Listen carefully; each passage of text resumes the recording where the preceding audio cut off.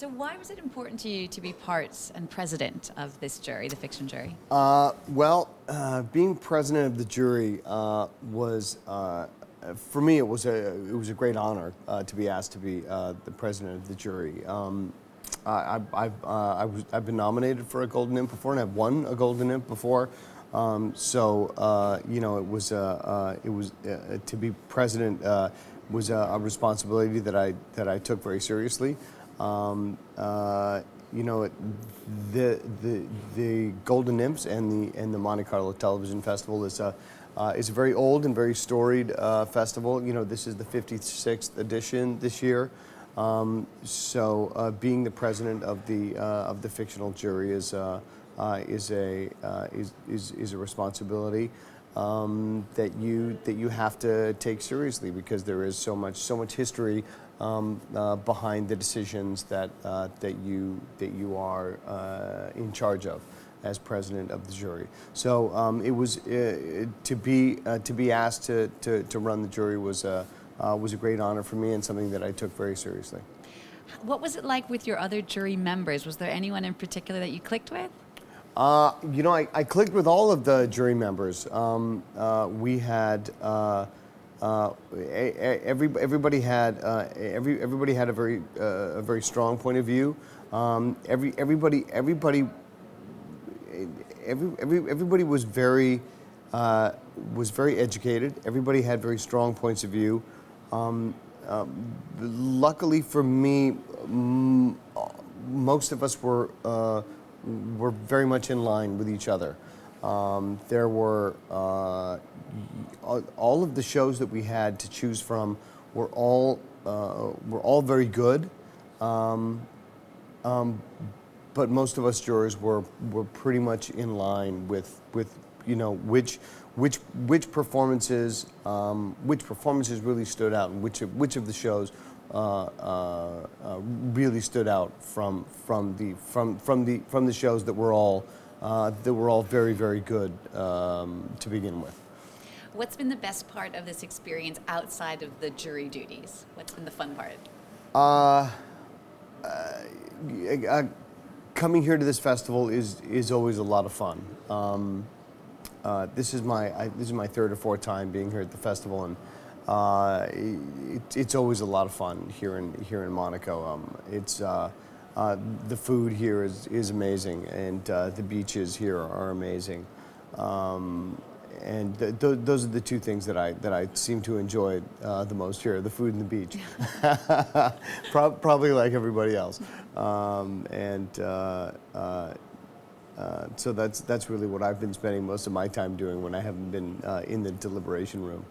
Now, you also have a show here that's screening out of competition, your new show, Private Eyes, which Yes. you executive produced and you star in.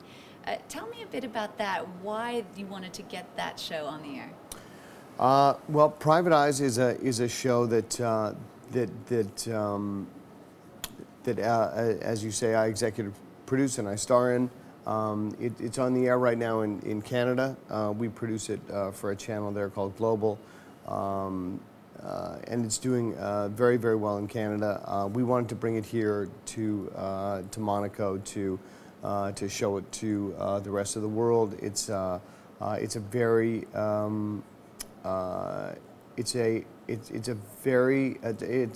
blue sky show. It's a very light procedural detective show.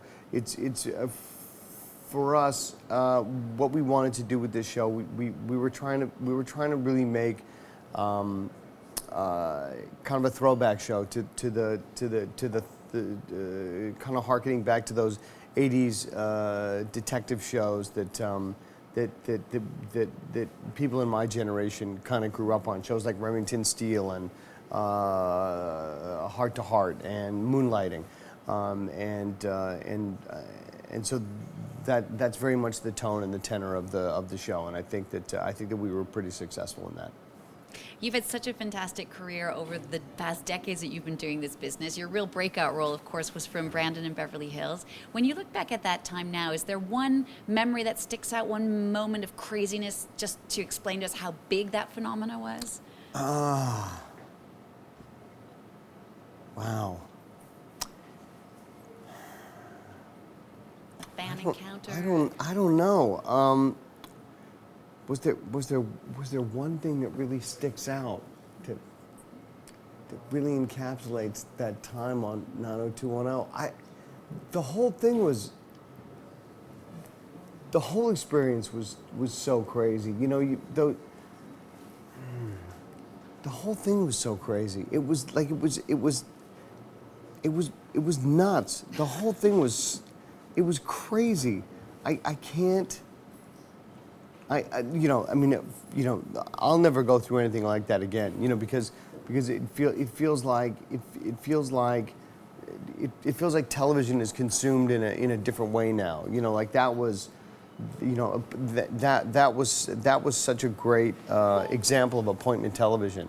You know, and people and groups of young people used to get together to watch that show on Wednesday night. You know, and they just don't do that anymore. So that was really the end of it was the end of an era in a lot of ways. And so it was something that I was very lucky to be a part of, because I think that a lot of young actors will never have the opportunity to be a part of something like that again. What's interesting too is a lot of young actors who do go through that kind of thing often crash and burn, which seemed never really to be your case. How do you think you survived that time as normal as you seem now? I have no idea how I survived. I think maybe I was just lucky.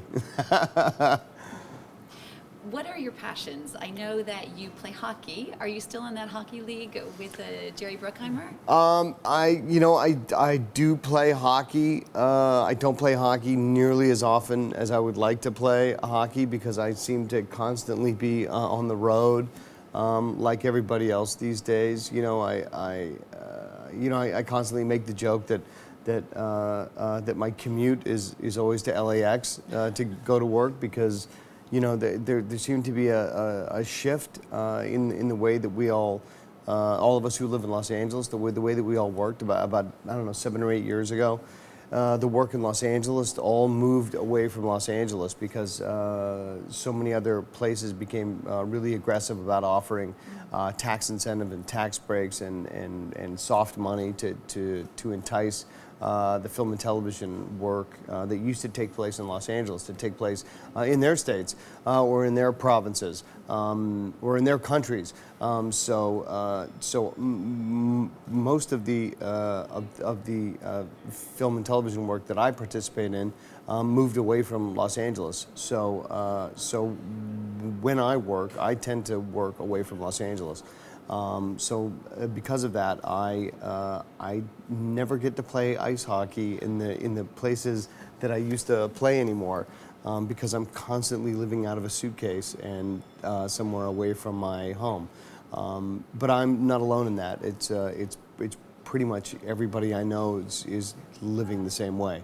But it seems like California is getting much more aggressive now about getting back into the film and television game, as they have initiated a new tax incentive to try to entice the film and television industry to come back to California.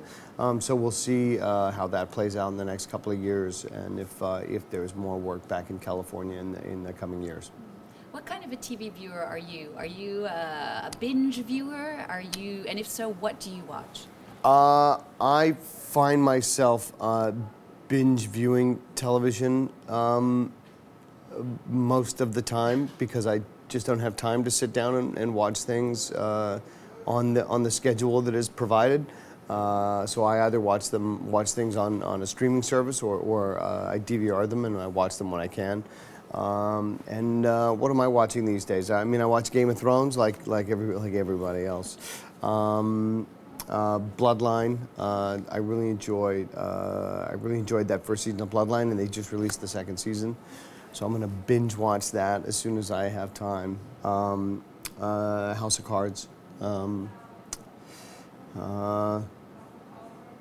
else? That's probably about it. All right, just to wrap up, any final words, things you might want to say to your fans, to people who followed you throughout your career? just a hearty thank you. You know, I've been incredibly fortunate that my fans have stayed with me for as long as they have, and I feel like I've been really blessed that my fans have grown up along with me, and I've tried to